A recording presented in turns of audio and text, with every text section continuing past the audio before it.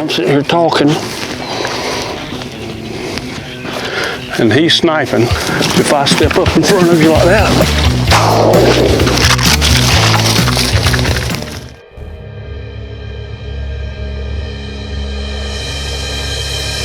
Me and my buddies grew up on the Altamaha. Good at making something to do out of nothing at all. We chase whitetail bucks, catch a few channel cats. Lord knows it don't get no better than that. That's just a day in the life on the Altamaha, yeah. I was born there, raised up right there. Lord, if I was a lucky man, I'd still be there down in the Small Bear. That's where I come from, y'all. Them old banks of the Altamaha.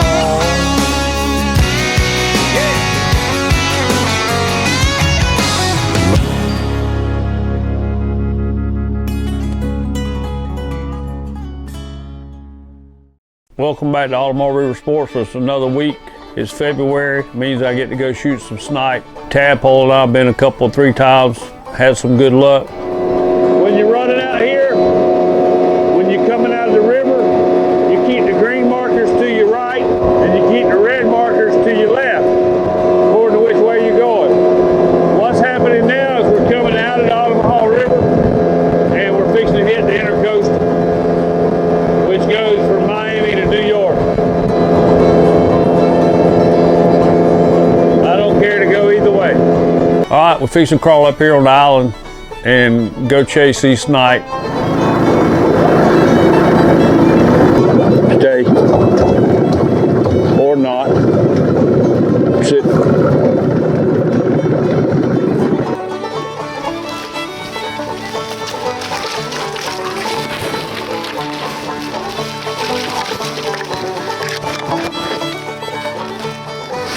Easy now. We're on the just outside the intercoastal, South Georgia marshes, coastal Georgia. What we're doing, we're on just an island. And the one thing about this island, it does have some cows on it, so they keep it mowed down. Most people around here would know where that was. And we're out here looking for snipe, which is a little bird that migrates, federally protected. I usually shoot them the month of February, and we're gonna come see if we can't kick some up and see what happens. The island was covered in water. We got a major tide here, and it's got up here. Ain't gonna be no birds. And these birds, of course, they feed in the ground, so they couldn't feed here, so they had left. And so we came up, walked around a little bit, realized we weren't gonna be able to do anything. And as you can see on some of this film, these cows are walking in up to their elbows or knees or whatever cows have at that point in their life or in their on their body. But they were kicking water up. It was 1.5 foot deep up here. I knew it was high water, but I didn't realize it was going to be this high. When this tide goes down, the birds will come in here. So we had to wait. So now we've come back and we're going to give it another try.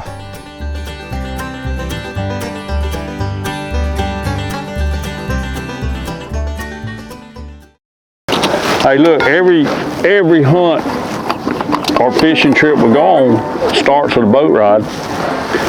But the whole thing starts earlier in the day, usually at dark, but we can't film at dark, so we're doing this.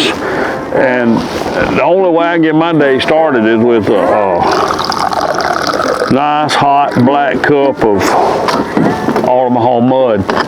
It's a coffee that we've been selling for 30 years. It's not $29.95 a pound. It's a good solid cup of coffee. You ought to try it, Altamaha mud. We also have Full Rut, which is a dark roast, and we have Plantation Select, which is kind of in the middle. This is a breakfast blend, get you going in the morning, but enjoy Altamaha mud.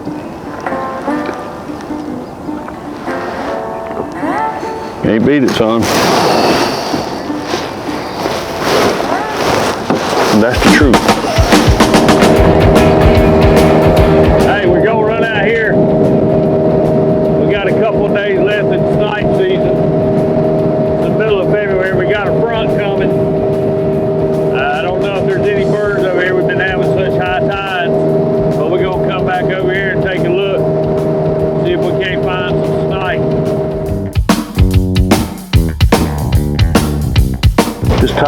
coming back in.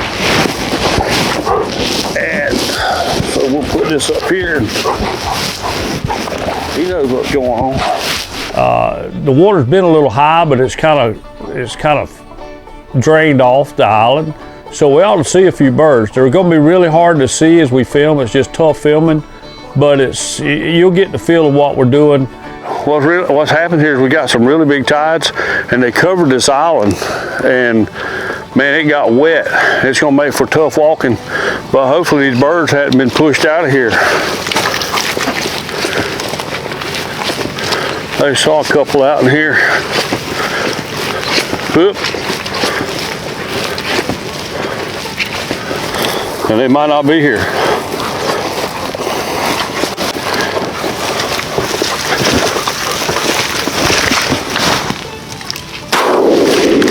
You see him?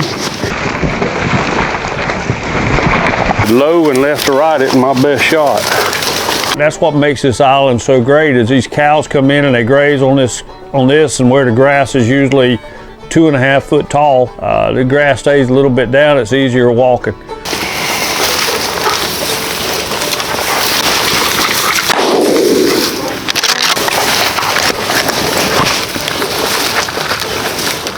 Dead out there. Dead. Dead. Dead. Attaboy, dead. Dead. Dead. He's alive, you see? He got a cripple. Live. Here. He was crippled. Here. Here. Here. Yeah. Good boy. He was crippled. That's why he ran on him. That's what we hunting. That was 9 shots for one bird. Yeah. There's some in here, they just scattered.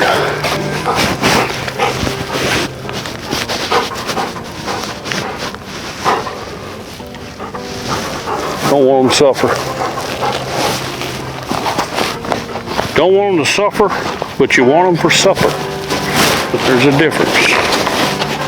Yeah, that pace, about halfway through next season, we'll have a show, right?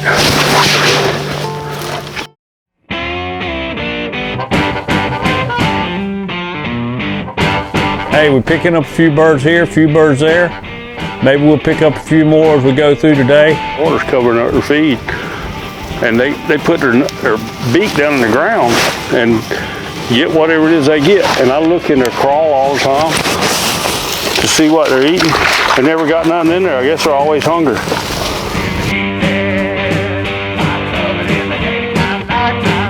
It's some pretty tough hunting. We're out here in mud. You're walking, you're in ankle deep mud, and as wet as it's been all over the United States, but in the Southeast as well, it's been some pretty tough hunting out here. It'd be kind of hard to explain why this is so much fun, huh? Because you're jumping so far out there, I'm shooting a little heavier shot than I normally would. Ain't helping a lot, but we'll continue on.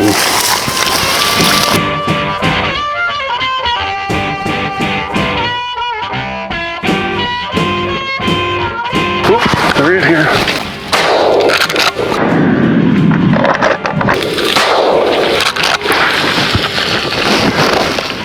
One thing out here, you gotta mark them. Even though you get a dog, it can get a little hairy on the hunting. He went to the second shot at the birds right out here. There'll be another one get up before we get out of here. Dead bird, attaboy, attaboy, attaboy, good boy. Here's one of them. You can kill 8 of these. That's why I carry this bag, so I can carry enough shells to kill 8. I need a deuce and a half to follow me around with shells. Hey, he's in there. He's digging it out. He is trying. I shot, very rarely do you shoot doubles on these birds, or for me. Like I said, I need a deuce and a half to carry shells. But these birds can get up and go now. And when I killed a double, and he went in on the second bird, which he wound up finding, but he wound up hunting. You can see he hunted really hard. Come on, hunt him up. Dead. Dead bird. Hey, you gotta find him, son. I did my part. Hunt him up. Dead. And it's, again, I hate to keep repeating this, but it's a bird that lives on the mud, stays on the mud, eats on the mud, sits in the mud, smells like mud. It's a tough bird to find. Dead. Dead. Here. Dead in here. Dead. Dead.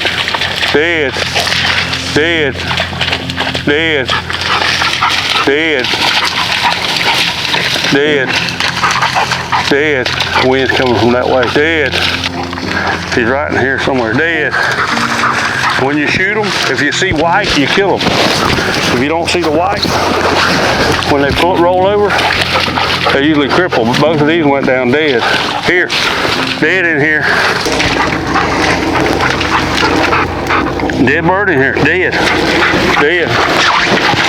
Dead. But he goes in there and hunts real hard. We give him about 10 minutes. And we probably walked all over the bird. We never know. You never know when you don't find them. But he worked really hard. See how close he's staying now? He's getting a little tired. Yeah. So he slows down. He don't have to run as much. And so it really works out better for the hunt because he doesn't push them as hard. But you can tell them, but heck, they like it as much as we do.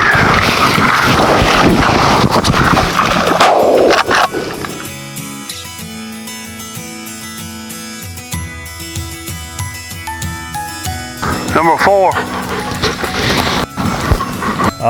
The birds, there's a few birds in here. There's not as many as we thought there'd be, but hopefully you'll get an idea of what snipe hunting on the Georgia coast is like. I don't know what they feed on. I don't know how they ever grow because they never have anything in their crawl to look at. Oh, no, don't push them. Hey, hardest thing is teach a Labrador not to go retrieve. Old Tad, he's still a puppy. He just turned 3, but in hunting years, he's just a puppy and he's learning. And if you look at the intro coming into the show, you'll see him pointing. That's pretty cool. When you get a Labrador that's starting to figure out that if there's a bird in front of him, if he shows you, he might get a better chance of retrieving it. That's a pretty good deal. We hadn't hunted them much over here. I think this is my 3rd trip. 1 trip or 4th trip. 1 trip was when the water was high. I'm sitting here talking and he's sniping. If I step up in front of you like that,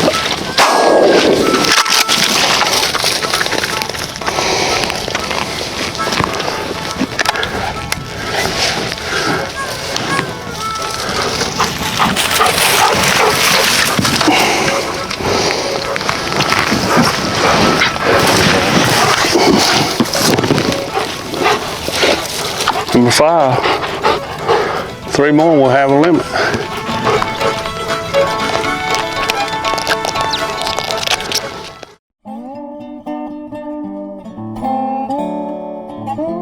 Look at this. He smelled them. You can't run them up, huh? You got to wait. You got to wait. Don't run them up. Run up there and point them, but don't. He's learning, but he's got to learn not to push them. He winded those 2 birds, and so he went to them so far to whoa. And I know, go back to the collar, hit him with a collar, and he'll stop, but that's my buddy. I ain't gonna put an electric collar on the cameraman. Well, I would, but he'd fight it like hell.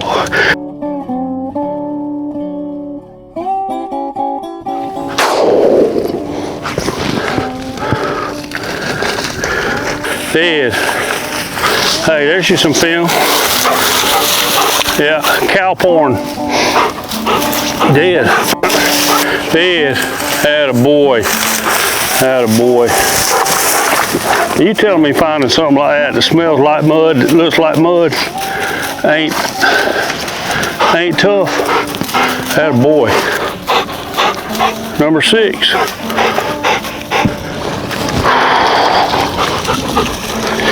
Well, look, we made our kill shots. We picked up the birds and we've making it back to the boat, which in itself is kind of success. So if you get there and you hadn't had a big tide and the boat is still where you put it, that's all good.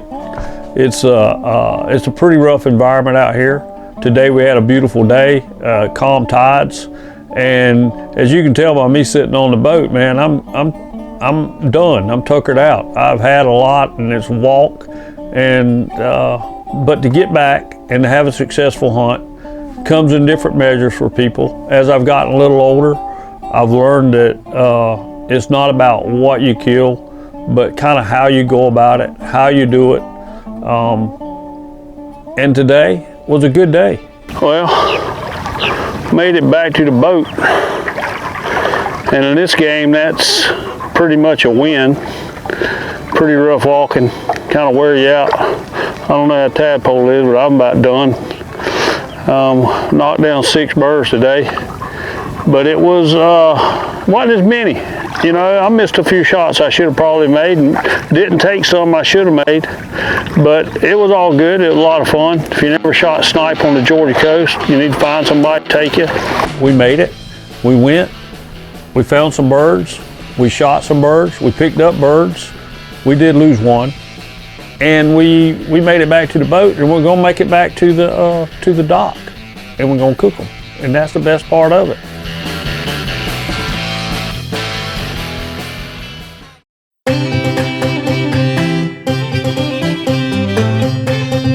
We picked up 5 birds, killed 6, picked up 5. We're gonna clean them. What I like to do is break the wings off, peel the breast out,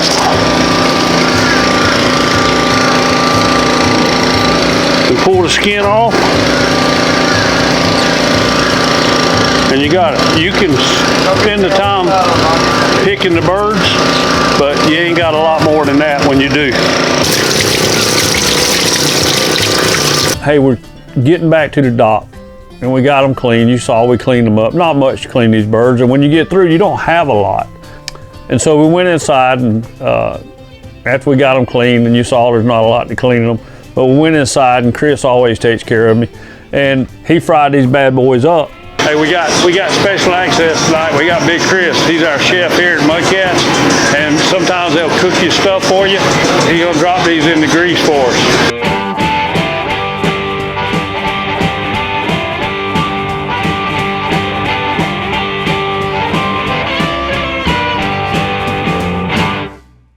I love it in the morning, I love it in the evening, I love it in the daytime, nighttime, any other time is the right time for me tonight. We're gonna go back to the table.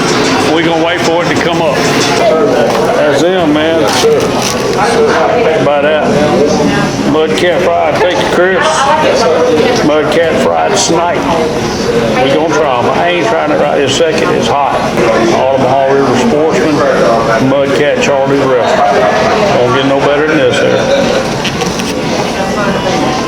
They're really good. You have to like wild game, and they are a wild game. And usually I would soak these birds a couple of days before I fried them. That isn't the way it worked out, but they were really good. And Alex had never eaten one, and for a guy who never eaten a snipe, that's a pretty good bite of wild game, and he really enjoyed it. So I think we did a good job on it. That is a hot snipe. Buddy, they look like a dove.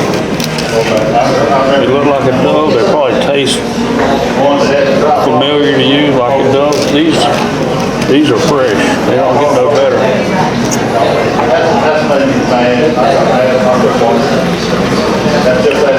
They're probably a little more gamey than a dove. But if you like gamey, it's good. Well, I hope that y'all got an opportunity to see what snipe hunting on the Georgia coast looks like. It's tough work. You gotta want to go, and you can't just get there by road. You got to get in a boat and go. There are some places on Butler Island where you can walk in, but they're pretty heavily hunted. Hey, the Altamaha River Sportsman is about hunting the things that we have here. This is, to me, the greatest hunting club in the world. It's owned by the state of Georgia. If you're a Georgia resident, if you buy a Georgia Sportsman stamp, then you're allowed to hunt this stuff. You can hunt just about anything that you want to come out here and chase is here. And the fishing, well, you can't beat it. So when you get a chance, come down to the Georgia coast, check out the Altamaha River, come see us at the trading company. We'll give you any advice we can to help you out with this. Hope you've enjoyed today's show. We'd like to thank y'all for being here this week. Go see our sponsors. They're the guys that make it happen. And come see us at the Altamaha River Trading Company. And come see us at Altamaha River Sportsman. We're here. This is where we live. This is where we play. And we'd love to see you down around Two-Way Fish Camp. Follow me down to the river. Follow me down to the river.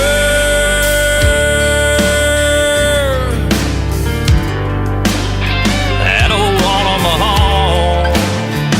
What you think they know about that old Altamaha, Lance? Oh, we done taught them all we know, brother.